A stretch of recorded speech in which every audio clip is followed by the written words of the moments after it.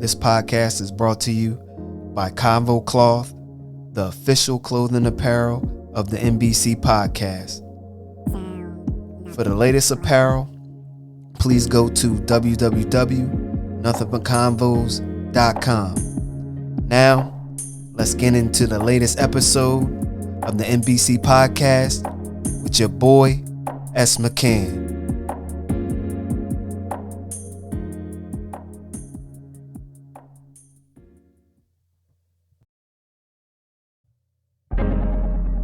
What's good, people? It's the NBC podcast with your boy, S. McCann. And this is episode 30, Eagles Week 13 review. And in this week, we smashed the Jets. Jalen Hurt was out with an injury. Gardner Minshew played. Came in as a backup and did his job. And so, it might be some controversy going in to these next 4 games. But to me, he came in as a backup and he did his job. And so, in this pod, I'll go over the game in Week 13 against the Jets, this COVID situation that's happening in the NFL, and this week's game against the Giants. So sit back, relax, let's get it. Week 13 against the Jets. Eagles 33. The Jets 18. Jalen Hurt did not play this game. He was out with an ankle injury, and Gardner Minshew came in the game and did his thing as a backup. He's the backup for a reason and not the starter at this point, but he did show some things in this game that Jalen Hurt couldn't learn from. Minshew arm is not an elite arm. He has an okay arm. Some of the throws that he threw this game were just in the spot. And the receiver catching the ball just had to make the play on it. That's how wide open some of the receivers were in this game. It wasn't a throw that he threw this game that wowed you. He knew where everyone should have been, and he did his job as the backup. So his stats, 20 of 25, very accurate, 242 yards, 2 touchdowns, 0 picks. That's the main thing. He ain't turned the ball over, and he was very efficient in throwing the ball to the receiver. That's what you need to be. You need to at least be accurate in this league if you don't have the arm strength to make every throw. And also, if you don't have the first read, second read, or third read, you should always have your back or somebody else, maybe the tight end, as your safety valve, that you can just throw it to them and you can get positive yardage. Us rushing the ball, Miles Sanders was killing. 24 carries, 120 yards, 5 yards a carry. Kenneth Gainwell, 12 carries, 54 yards, 4.5 yards a carry, and a touchdown. Gardner, he ran it a couple times. 4 carries, 11 yards, 2.8 yards a carry.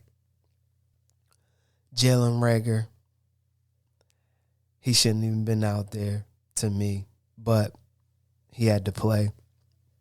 I guess 1 carry for 0 yards. Receiving, I've been saying this the whole year, up to these 13 weeks. It should be the Dallas Goedert show. That's what it should be. The Dallas Goedert show. Let them come double Dallas Goedert can't, because nobody can stick them. And then let Devontae Smith be out there doing his thing. But Dallas Goedert, 6 receptions, 105 yards, 17.5 yards of reception, 2 TDs. He was killing. And I don't care what people say, oh, we played the Jets, they still in the NFL. Don't matter. Stats are stats. Wins are wins. And he put up $105 on them. 2 TDs. Quez Watkins, he needs to get the ball more. I always say this every week.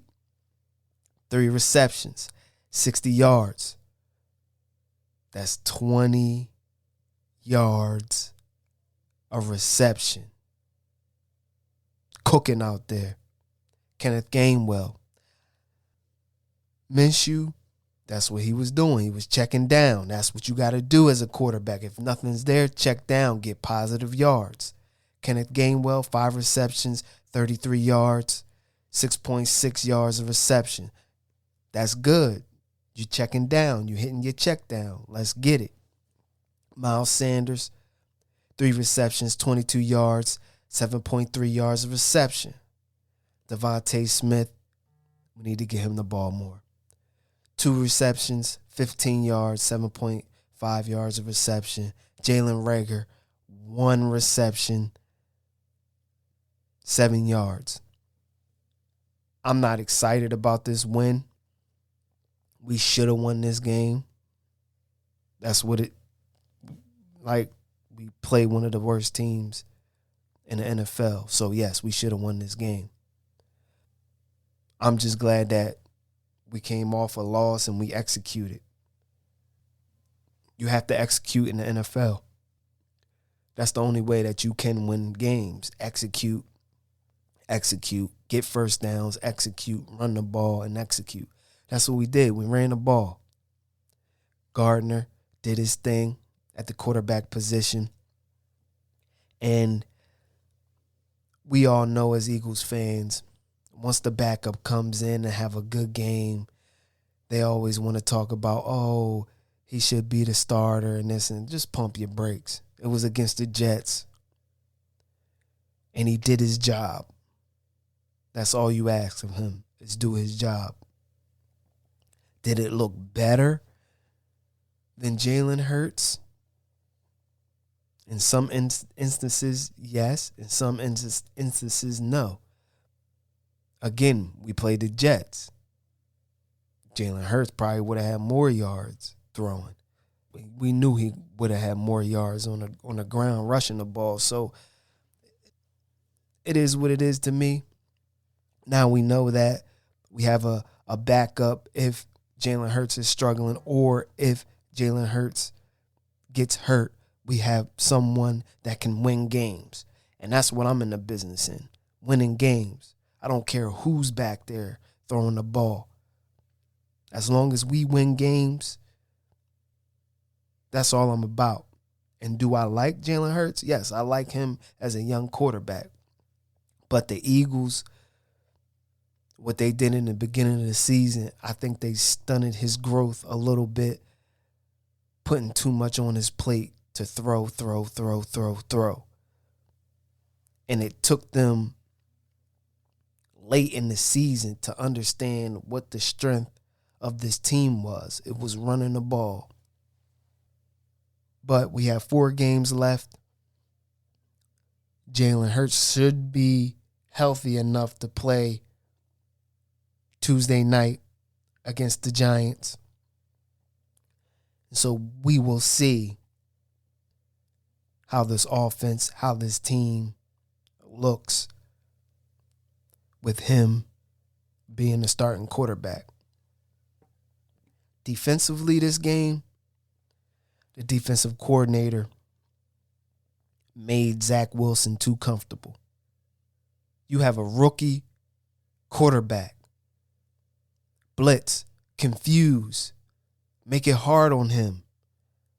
Just like the other teams did this whole season.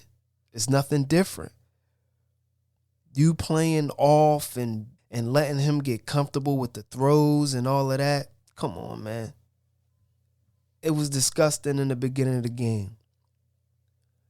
Elijah Moore was cooking in the beginning of the game. And Jamison Crowder was getting it. Then it took them 2 quarters to be like, hold on, let's clamp it up. Come on, man. Yo, take people out of the game early. That's what you need to do. Take them out of the game early. Confuse them early. Stop giving these quarterbacks time in the pocket. You making them too comfortable. Start pressing. Start blitzing. Start mixing stuff up in the beginning of the game. Don't wait till the end. Don't wait till 2 quarters later and try to figure it out. Terrible. Our defensive coordinator is terrible, man. Terrible. In this game, Jason Kelce got hurt, and I thought he was going to be out for a long period of time. Seemed like it was his knee. He started running on the sideline and all of that, trying to see if he can go, but he did not come back, which was kind of good for us because we had a bye in week 14, and that bye gave us some much-needed rest. We played 13 straight weeks, and that bye gave us a much-needed rest for people to get healthy, especially our best player on the offensive line, Kelce, that's holding down the fort. Miles Sanders got hurt. It wasn't a major injury. And like I said, we had that bye week to get everybody healthy. This COVID travesty that's happening in the league, this outbreak that's happening in the NFL, NBA, all across the country is real terrible. With the injuries and then players going on the COVID list, it's tearing up teams. But in the beginning of the season, or when this COVID-19 pandemic started to happen, Players Association, the NFL, put out a thing which if a player that does not have the COVID vaccine starts an outbreak within the club or the team, then that team has to forfeit the game. Roger Goodell, the Players Association, did not go by that, what they did in the beginning of the season or when COVID started. They're not going by that now. They changed the rules. And so some of the fans and the players are upset because now you're pushing games back. So our game was on Sunday, 1 o'clock.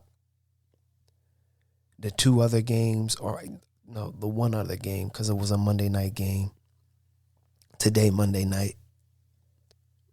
The other game, I think it's Cleveland. Somebody else got pushed to after that game. So it's 2 Monday night games, and then our game is on Tuesday night. is not benefiting the other team that didn't start the outbreak. It's hurting that team. And so now the Eagles will only have 4 days rest to play the Giants on Sunday. And so that's where the players are upset, because now you're mandating players to play on a Tuesday, where Tuesday is basically their rest day, and then they come in for a walkthrough on Wednesday. And so you're taking a rest day from them, and Monday is a rest day if they play on Sunday or whatever. But you're taking 2 days from them, the Eagles, and you're making them play on Tuesday, and then you're making them play on Sunday at 1 o'clock. To me, if you're going to make them play on Sunday, then you should switch that game to at least 4 o'clock or Sunday night to even make it fair, because that's not fair. That's not fair on the Eagles, and I get it. You're not getting enough rest, but what can you do? How can you go up against the big bad league like that? Whatever they say goes, and most players want that paycheck. And so, from my understanding, if the game was forfeited, players from both teams will not get paid because a game was not played. And so that wasn't going to happen. No one gets paid if an NFL game is not being played. Concessions, tickets, all of that is taking a hit. So it's too much money involved in not playing the NFL game. So this week, this is a must win. And before I get into that, Carson Wentz, he played 75% or more of the snaps this year. So we got the Indianapolis Colts first round pick this year. And when this happened, when we traded Carson Wentz to the Colts, they was like, oh, you didn't get a number one. He has to play this amount of games or whatever. But it worked out. So hats off to Howie for getting another first rounder. And I don't care where it's going to be at. It's still a first rounder. And now we just have to figure out what we're going to do with these 3 first round picks. And in my assessment, do I think we'll draft a quarterback? No. But it's a possibility, especially if the Colts pick, if they try to get in the playoffs or whatever, their record is a little bit better. If it's in the 20s or like 21, 25 or something, that first rounder, I can see Howie moving back to get more draft capital and selecting a QB or something at the end of the first round. But I could be grasping at straws or something. So this week, Tuesday night game, week 15, this is a must win. For us to get in the playoffs, this is a must win. Do I think we'll come to play? We have to. No ifs, ands, or buts. We got to come to play. The name of the game in this league, making plays. You got to go out and make plays. And if you don't, you get benched or you get cut and lose your job if you don't make plays. So with that, people, It's a wrap. 1. So that was episode 30, Eagles Week 13 review. So in that pod, I broke down this Minshew Mania, which I really don't think is no mania. He came in as a backup and he executed his job. This COVID outbreak that's killing the league right now, I don't know what we're going to do, how they going to combat this, but they're pretty smart in handling situations like this, like they did last year. And so I know it'll get fixed, but we just got to sit back and see. This game against the Redskins, hopefully we come to play and get this win and stay in this playoff hunt. And we'll see Tuesday night. So with that, people, stay safe, give respect, and show love. 1.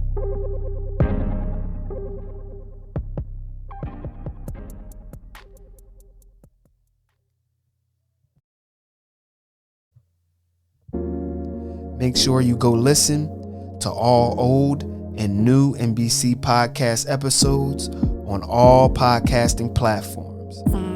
And please go to www.nothingbutconvos.com for the latest apparel.